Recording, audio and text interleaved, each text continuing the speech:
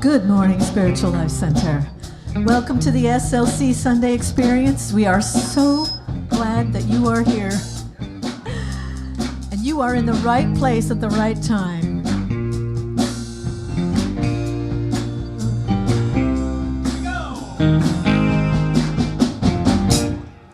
I'm in the right place at the right time. I am just where I am meant to be. I'm in the right place at the right time.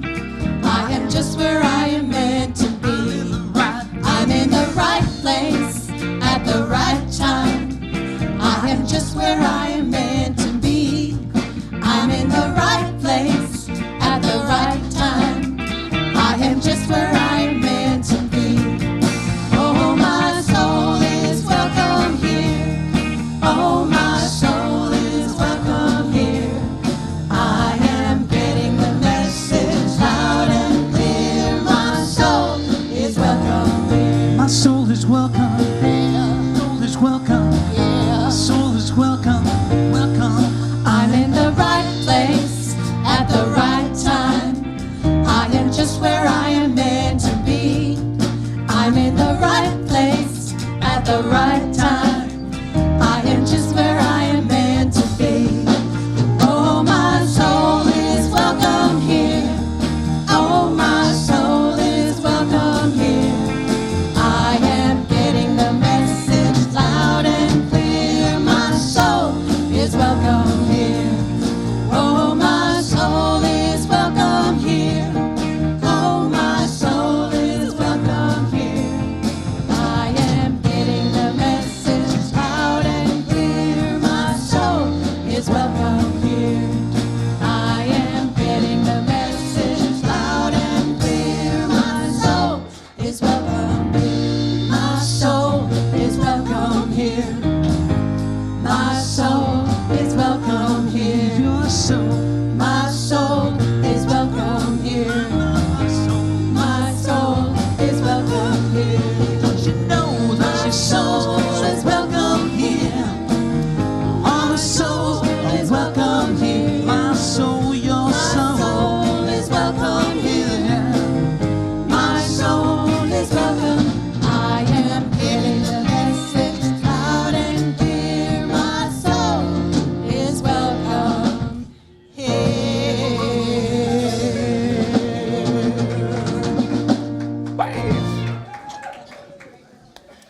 Ooh, good morning. Good morning, good morning. It's good to see you this morning. Oh, And what a it's beautiful good to morning. see this. Yes. This is an outstanding vest. Yes, from Ghana, West Africa. Oh, Yes. very cool. One of the gifts I got from them. So aren't we lucky to have a styling minister? Just saying, just saying. All righty then. So now it is my great privilege and pleasure to welcome you in the name of all that is holy, all that is sacred, and in the warm and loving spirit of this ministry, Spiritual Life Center. And whether you're with us live stream or you got your seat right here, you're equally welcome. And especially if you're new, if this is your first time, no matter who you are, where you've been, your history, you are welcome here. And especially on this Sunday, because we know you're here not by accident, but by Divine appointment. So thanks for keeping your appointment, and thank you for turning off your cell phones right now. And speaking of divine appointments, we're keeping our appointment with our readings every week with the Season for Nonviolence that is taking place between January and April. And what we do is just affirm the principles of Dr. Martin Luther King and Mahatma Gandhi by having a reading each week. And this morning, our reading is going to be by our own Louise Bizark, and she's also going to share a little bit about Stephen Dinan coming next week. Thank you. So let's take a deep breath and enjoy this reading. Take a deep breath in and really feel the beauty of this reading today. Today, I find something special about everyone I meet. Today, as I recognize the spirit within myself, I also recognize spirit within everyone I meet. I open the way to find something special about all those who come into my experience. The holy presence unites us, one with another, as we celebrate the truth of our being. As the spirit within me continues to reveal the sometimes hidden beauty and gifts of another, I rejoice as I share these wondrous truths with them. Their joy is my joy, as I delight in expressing to them the wonders of their uniqueness. I am excited and infused with new energy as I focus on all of the special gifts that are being made manifest in our world through everyone I meet today. I now have a deeper and more appreciative awareness of God within me as I recognize God's spirit within others. And I am truly blessed. Thank you, God, for creating all of your children to be special. And now personally, that reading, in the last year, I have noticed that I've wobbled on that a bit. So I've wobbled a little bit in and out of realizing and experiencing everyone's goodness. So there are a few people on the planet here and there that I have a bit more of a challenge with, seeing the light express through them. So in those moments, that's when I know my humanity, my humility, and I can stop and remember that underneath what is a personality expressing, there's the deeper truth of what unites us all as brothers and sisters on that soul level. So as I offer more compassion, I know deep in my heart that hurting people hurt people. And who couldn't have compassion on someone who's hurting?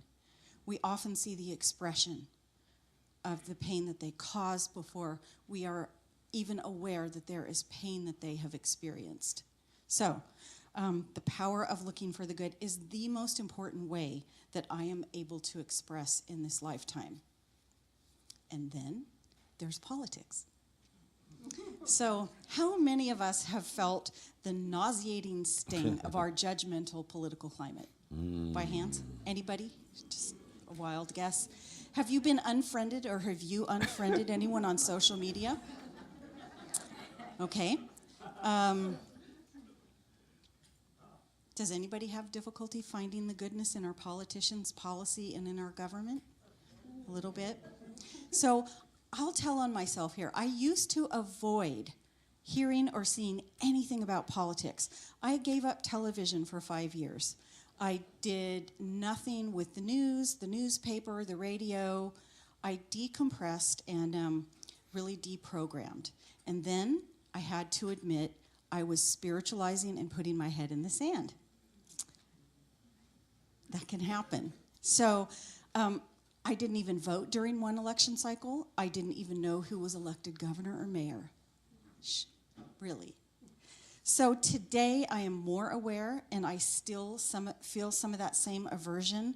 But I have come across a new teacher, and his name is Stephen Dinan, and his book, Sacred America, Sacred World, has given me hope. He speaks to America's operating systems from the very first formation of this country to where we stand today. And we're ready for a shift. Who's ready for a shift? Okay, he's going to be with us next Sunday at 9 and 11 and doing a workshop from 1 to 3.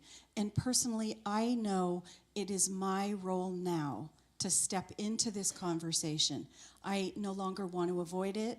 I want to be part of the change. And this kind of community where we teach what we teach, this is where we begin to walk our talk in politics. It's possible. There's a transpartisan expression waiting to emerge. So please be part of that solution with me. Join me next Sunday. Thank you. Thank you, Beth. Thank you, Louise. Now, coming up for our Wow Wednesday, we have Janae Marth. Is Janae here? Did I see her here? She's in the youth Oh, ministry. she's in the youth. Yes. If you've heard Janae do meditations, I'm sure. They're just awesome, and she is able to bring that energy of the presence into herself and into whoever she's speaking with. So she'll be presenting Soup at 6, Presence at 7, practicing the presence. And be sure to look at your spring season calendar. It's inside your bulletin because there are a whole bunch of programs that are going on in March and April that you want to know about. SLC is also partnering with Compassionate Care Sacramento, and we're going to offer a screening of the film Heal. It's got a whole bunch of New Thought people like Dr. Deepak Chopra and people that you've heard of in it talking about our power and ability to heal ourselves. And then after the filming, which is on Friday, March 2nd, right after that film, we'll be have a panel discussion with some of our local experts. Jan Adrian of Healing Journeys, Dr. Gail Darren with Oriental Medicine and Acupuncture, and Joan Marie and Danny Kress, who are specialists in alternative healing. So you can register today out in the courtyard, or you can register online for that. Thank you. There's a podcast that I listen to from time to time, and in the podcast now, and there's a gentleman who interviews people who are, I would say, highly evolved individuals. And one of the things I discovered that he found out, there's a practice that most of them have, maybe 80% of the people that he has interviewed. Every single one of those individuals that identify, 80% I should say, have a meditation practice.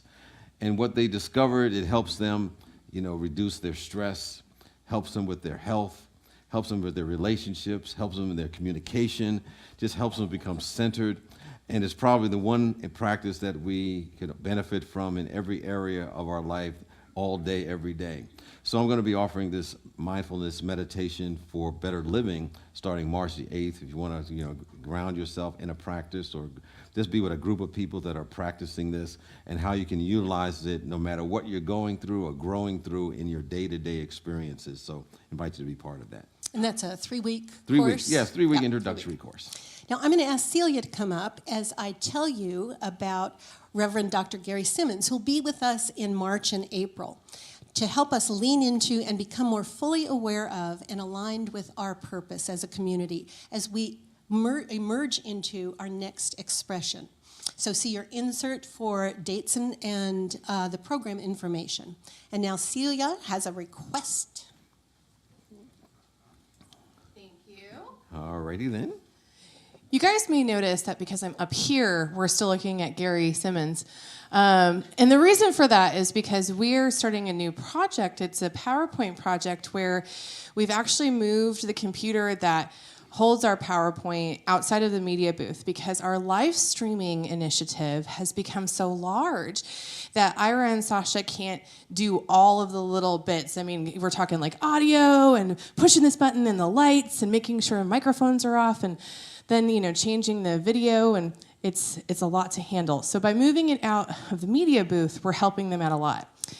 So today, after our second service, right after now, we're going to be meeting here in the sanctuary to do an orientation on what it means to be that volunteer. And it's really easy. It's just one Sunday a month, and you're just going to be pushing the button and you're singing along.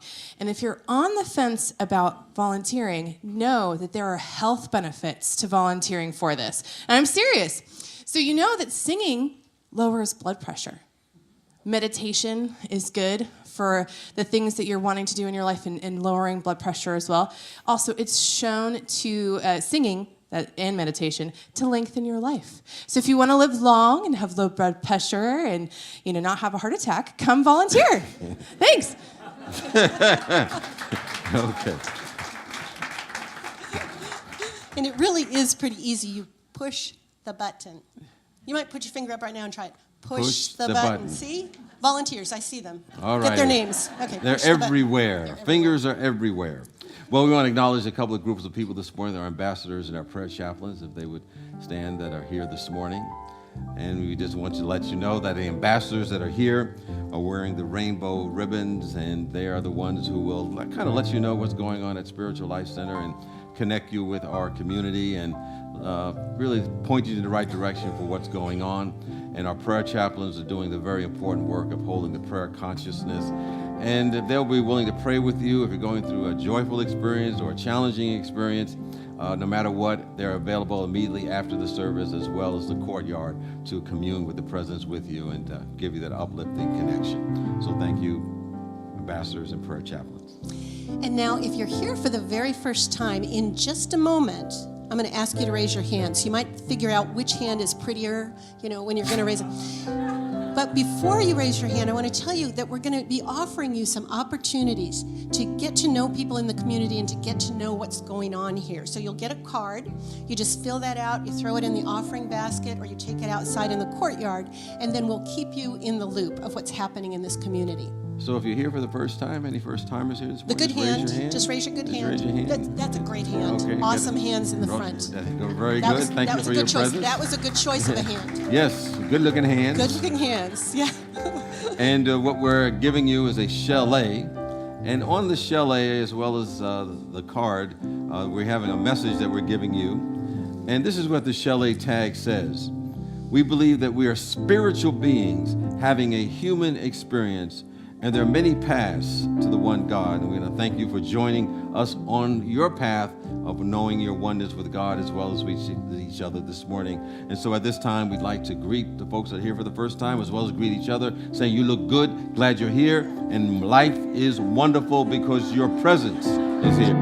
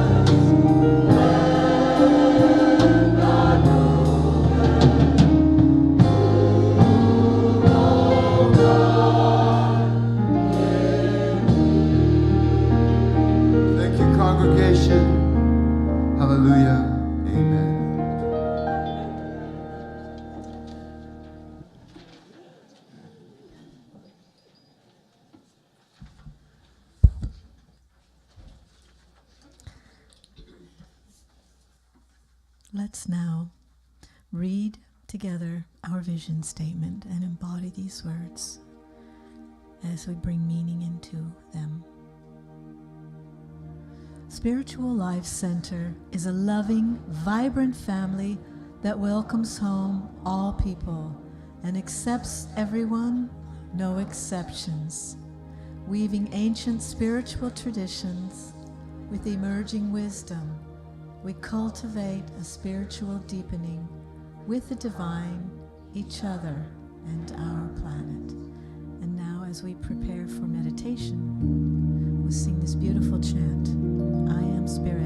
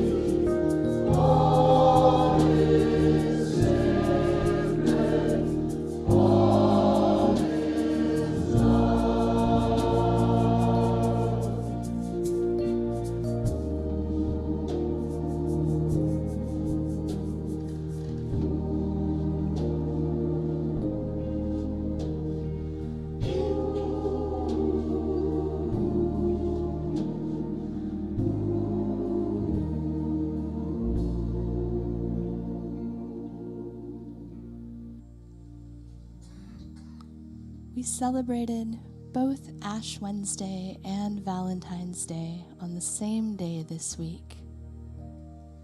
That might seem like an odd pairing, star-crossed holidays calling us in different directions.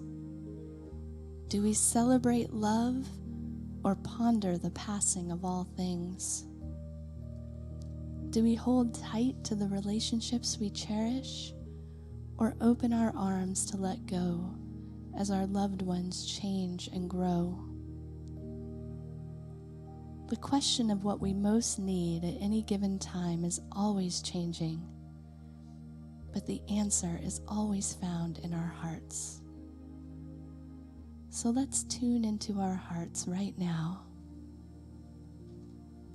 I invite you to close your eyes and take a deep breath.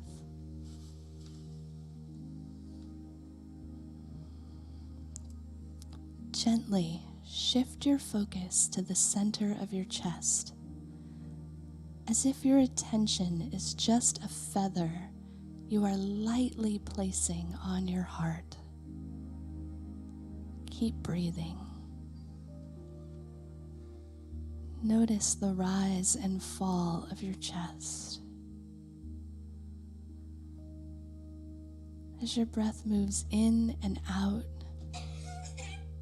gently fluttering that feather of your attention, settle into the rising and falling, the rhythm of breath and heartbeat.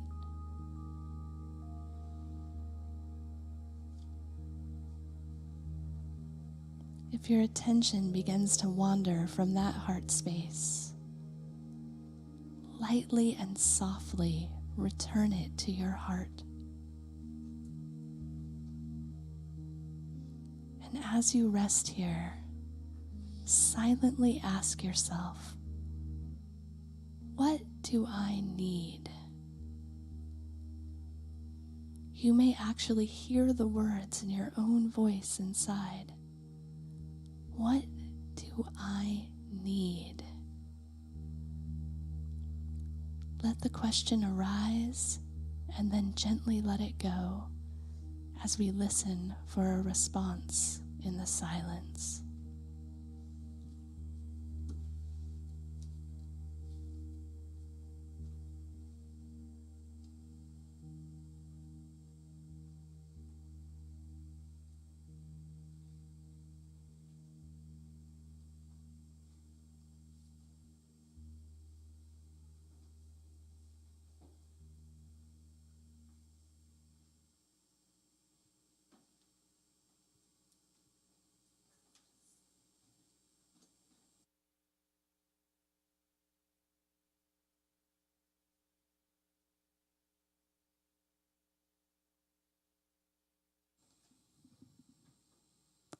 As we prepare to come back from this meditation, silently thank your heart for any wisdom it shared with you. Take another deep breath and begin to bring your awareness back into the room around you. And when you feel ready, open your eyes.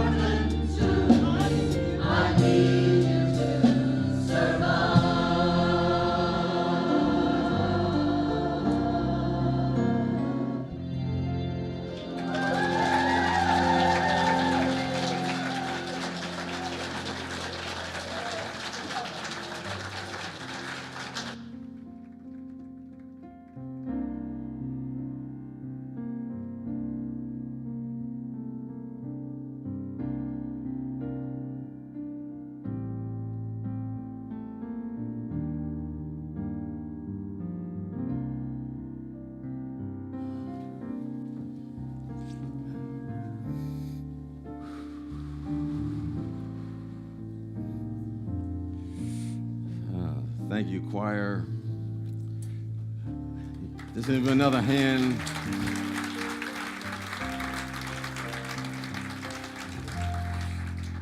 I don't know about you, there's always comes a moment, I think, when they're singing or you hear a song like that if you brought any problems with you, any concerns, anything that's kind of distracting you from the realization of your oneness with God, there's at least a moment that all of that just goes out of the window and you realize everything is okay.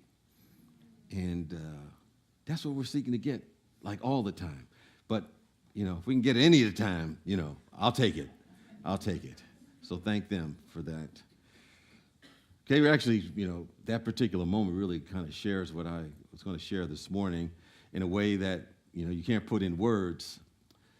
Earlier this week, or last week was, Valentine's Day, Ash Wednesday, was also a day that you had that tragic event that took place in South Florida, where a number of high school students had their life taken away from them. And, it was at Marjorie Stoneman Douglas High School. I happen to know a little bit about that area and a little bit about Marjorie Stoneman Douglas. Marjorie Stoneman was how should I describe it? She was a high-spirited environmental activist. And she was born in 1890, and she lived to 2008. So she lived to be 108 years old. And so they named the school after her. And I remember one time I went to an event that she was a speaker.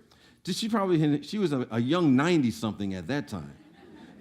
And what I remember about her was that she was very feisty, colorful. I think she wore hats, that was like, really, really out there. And she also she had a way of language that she would curse like a sailor. And there was a cognitive dissonance looking at this woman and the words coming out of her mouth.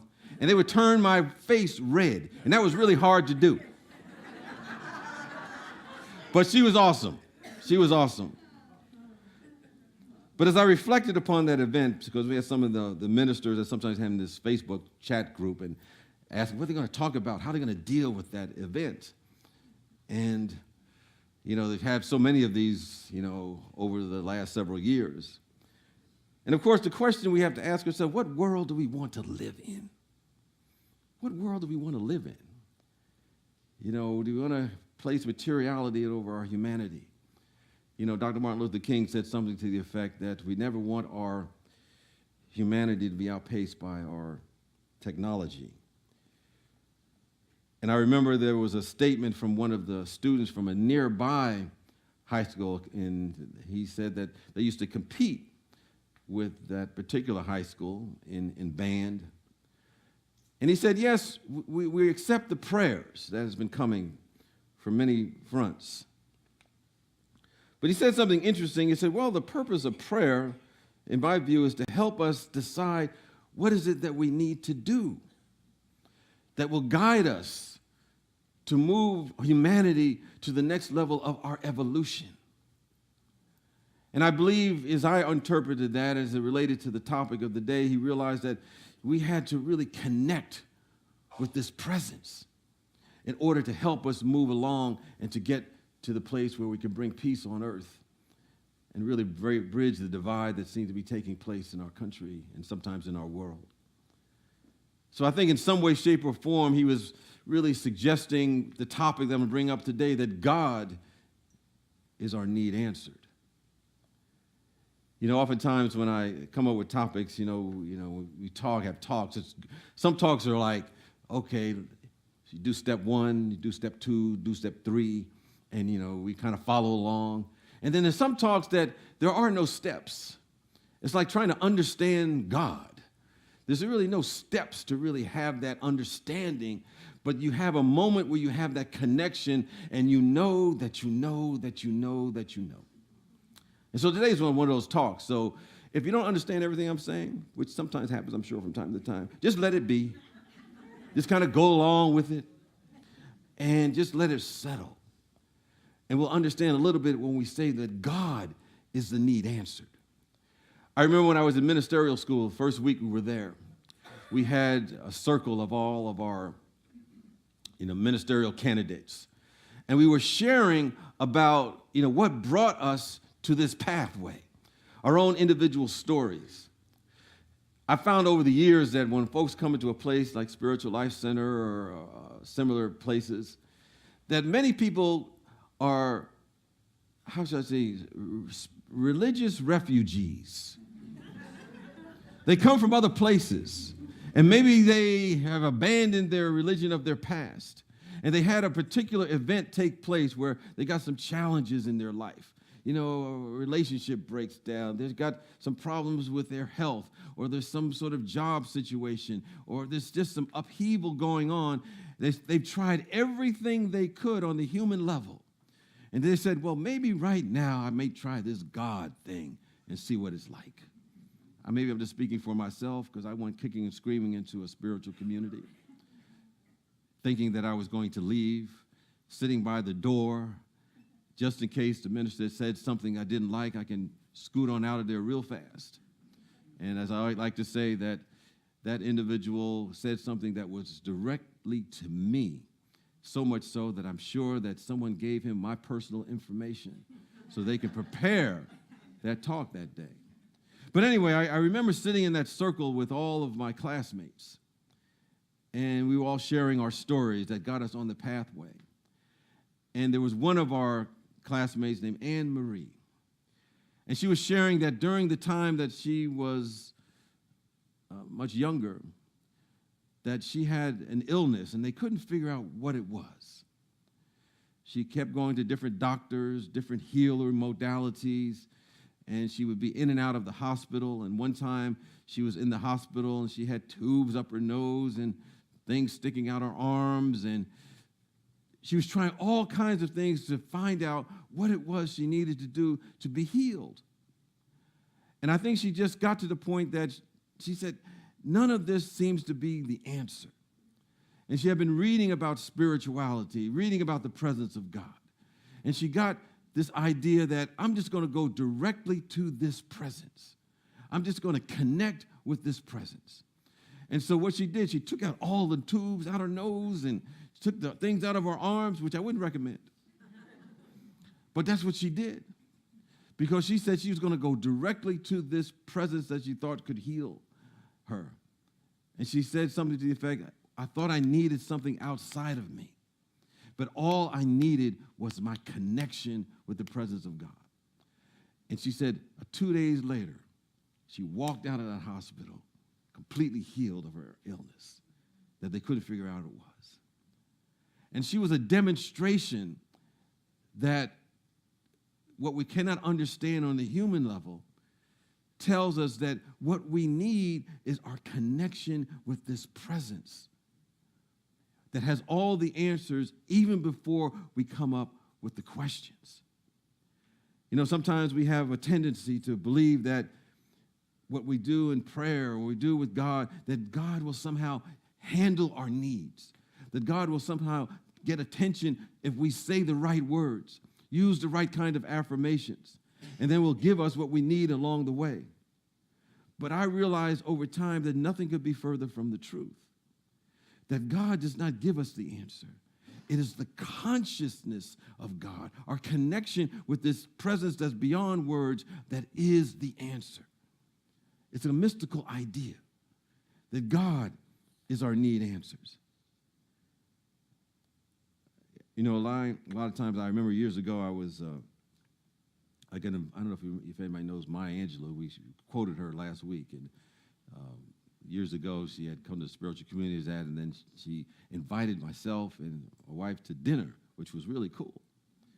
And we were talking. She's a very spiritual individual and a very earthy individual as well. So I remember we were standing there. We wanted to take pictures with her, and we were kind of all bending over.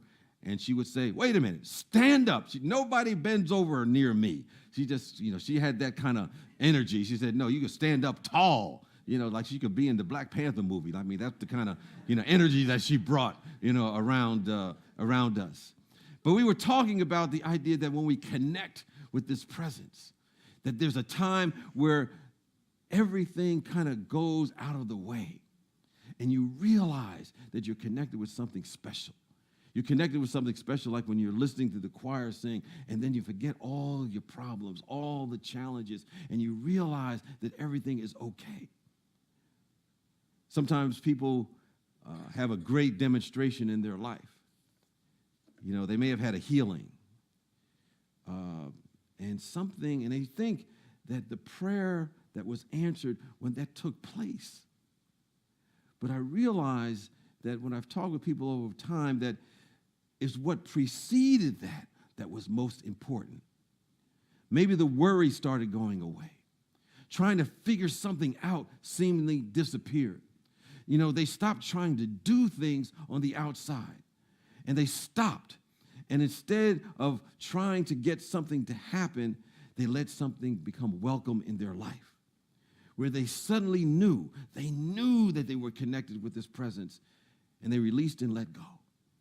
Kind of like my classmate Anne Marie, she released and let go, and something took over that was an answer that was beyond words. And then right after that, the healing happened. Right after that, someone may have gotten their job that they were looking for. Right after that, you know, the physical body got a little bit better. There was a clarity in their relationship. There was some insight that took place, and they had the answer to this vexing problem, and they think the answer was the prayer that was answered by the presence, but it was not. It was that moment before that when they had that connection with that presence. And that's when we say that God, the consciousness of God, is the need answered. And that's what meditation is all about. That's what true prayer is all about, is going to that space where it has all the answers. You know, I think Deepak calls it the gap. We get into that gap that is beyond understanding. I think all of us have had that happen in our life from time to time, when we touch that place and we saw the solution even before anything else happened the outside.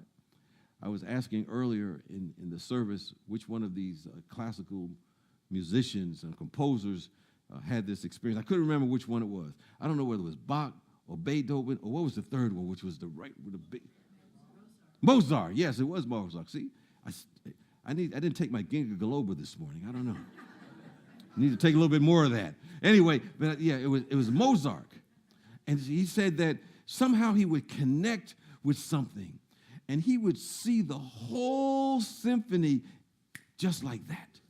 Now, it might take him a week, a month, several months to actually write it all out. But he made that connection, and then he did the work. It began to unfold. And that's what we're seeking to get, I think, when we connect with God in prayer. We want to hit that point that has the answer even before we know what the question is. So we go to God for God. We really understand that statement that says, before they call, I've already answered you. It is the consciousness of connecting that is the answer. As I like to say, you know, God is not a problem solver, but it's the consciousness of God, the connection with God that dissolves all the problems. And I think when Anne Marie had that connection, it dissolved her seeming problem that she had in her body temple. Sometimes we want to do things, you know, on the spiritual level to activate that connection, to help us realize that. I always think the best way is just to go directly to prayer and meditation. But sometimes we do other things, like just practice thanksgiving. You know, just be grateful for the good that is here in our life right now. You know, as I was singing earlier, sometimes in the morning when I need to get kind of revved up, when I feel somewhat out of sorts, I have to sing. I don't know, I can't sing as well as the choir. So I may just utter the words in a songful type way.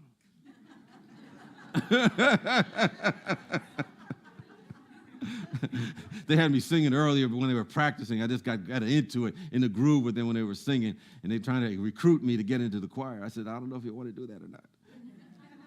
But I always say, something woke me up this morning, and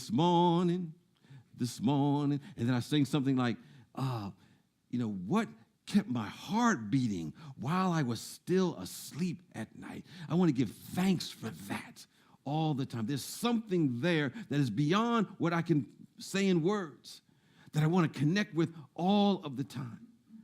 And I think when we begin to do that, we begin to access that power, that presence that's there. Sometimes we want to just practice the idea of giving. Just really give from the realization that there is nothing but abundance all around us.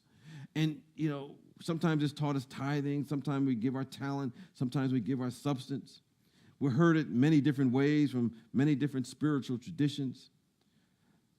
But sometimes, as one individual told me, I've been practicing this. I've been giving, and I just can't give anymore. Nothing's really happening in my life. I feel depleted. I feel exhausted. I feel sometimes used and abused. I don't feel recognized or appreciated in any way, shape, or form. And I was in a workshop that I was talking to this individual, and the facilitator said, well, maybe because you're not giving aright, not giving from the right awareness, because you actually think you're caught up in the belief that somehow you're separate from this presence we call God, that you have something separate that is just yours, that is not God's, that did not come from this presence that's always been here, and that you have your own private stash that's just holding for you. And they said, we have no private stash. We have no personal life in that sense. We've been indoctrinated sometimes to believe in the separateness to such a degree that we're accumulating and getting more and more materialism. We create a sense of separation that creates all of our challenges. And that leads to depletion and exhaustion, frustration, sometimes jealousy and competition at its worst level. But in our prayer work, we want to come to the realization that what we're giving is what God has already given everyone. And we're just simply being a point for its expression.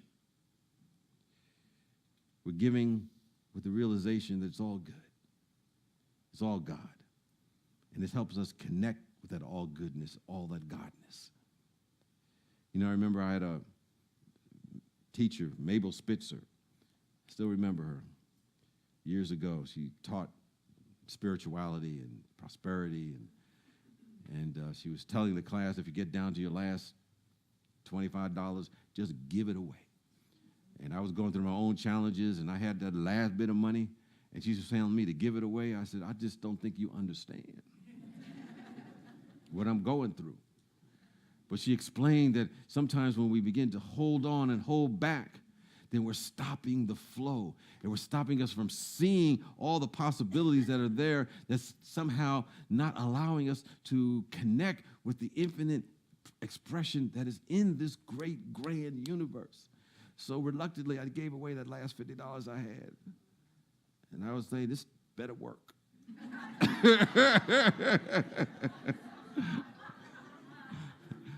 But interestingly, once I got my face out of looking at that seeming limitation, it opened up all the possibilities of what can happen in my life. And things unfolded in a way I never could have imagined if I had just focused on that, trying to divide up that $50 to 100 people that I owed money to. All I would do is get them mad. But the whole idea, all of that gets us connected to this presence. Like I said, it's a mystical idea. You can't really learn it in a 1, 2, 3. Just at the moment you know. We begin to understand that God is the need answered. And as we begin to connect with that, what we need begins to show up. The whole idea, I think, in spirituality is that we go to God for God. I think we go to God to get, if we want divine companionship, we just connect with the presence, and then what we need begins to show up. A friend shows up. A companion shows up. God is the need answered. I think a person who was seeking prayer, they were going through a lot in their life. They had high blood pressure and their heart problems. Blood cells weren't right, and they're praying because, they wanted all of that taken care of. But somehow in their prayer process, they made that connection, and they had a great revelation. They realized that the only life that there is the life of God. And when we touch that, health is revealed to us, regardless of what the pressure may be at the moment, regardless of what the blood cell count may have looked at that moment. She realized that all was well and good. And when she touched that realm, then there's a health that moves through her that allows her to carry out her vision that she needed to carry out in her life, regardless of what the outer appearances may be. She made that connection and realized that God was her need answered. That Spirit was her need answered. You know, I think in our world today, as I think about what happened last week, our world is in need of this. I think that particular student touched upon that in some small way when he said, yeah, after you pray and connect, then you listen and allow yourself to be guided to do what you're here to do, and that comes from the all-knowing presence we call God. So when we read about things in the news, we see the sense of fear and sense of separation. And then we think about one with God is always a majority. Always. One individual group who has a spiritual realization that God is the need answered, then we realize that there's no scarcity, there's no strife, there's no worry, because in that awareness, there is always the solution. Because God, like I said, is not a problem solver, but when we connect with that, all our problems dissolve. Because this presence only knows divine and perfect spiritual solutions. And I think in our work, we're here to affirm those solutions, affirm that truth. That's what true prayer is. We're not trying to make anything happen. We're simply affirming what is already present, and we're connecting with that. And so when we're affirming that life is good, when we're affirming that our needs are met, when we're affirming that our body temple is a fit and vital instrument of pure spirit, when we're affirming that everything is working together for our good, when we're affirming that the entire universe is operating to fulfill itself through us, it is in that moment that we feel a connection with that indescribable something is the answer. And that is the answer that we're going for. We're going for that particular space. And as we connect with that particular space, then we realize the answer is there. And then we leave the unfoldment to this presence. We take our hands off of it. And in that moment of release, when that takes place, something takes over. And everything not in tune with that presence, not in tune with that God realization, begins to fall away. And the only thing that is left is peace. The only thing that is left is love. The only thing that's left is creativity and supply and transforming knowledge. The only thing that's left is spiritual fellowship. The only thing that's left are the spiritual ideas. And that is always the answer. And when we catch that, we catch the entire universe. And that's the name of that tune. And so it is. Peace and blessings.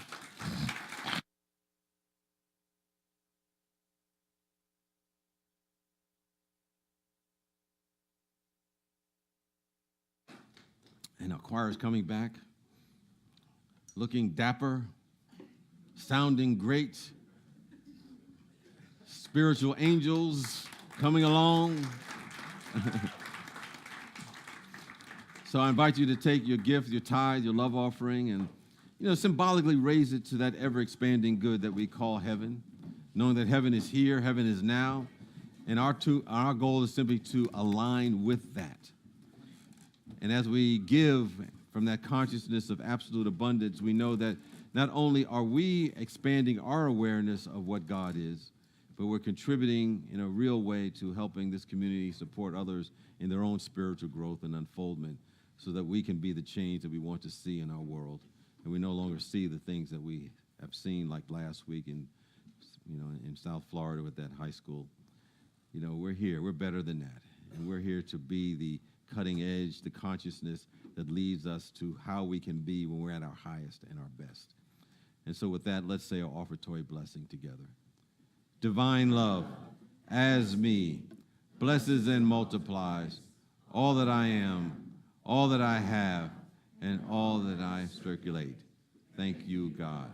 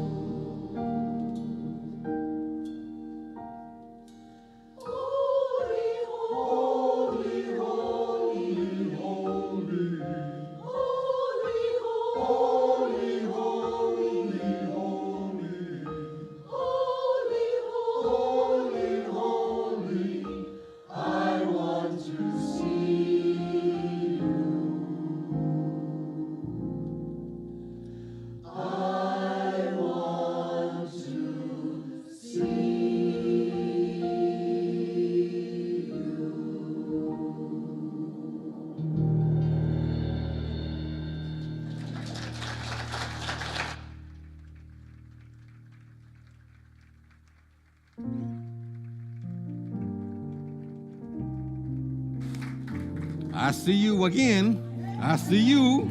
I see everyone. And the choir actually next week is going to have a light lunch and stuff right after service for the workshop for Stephen Dinan. So thank you for setting that up for us.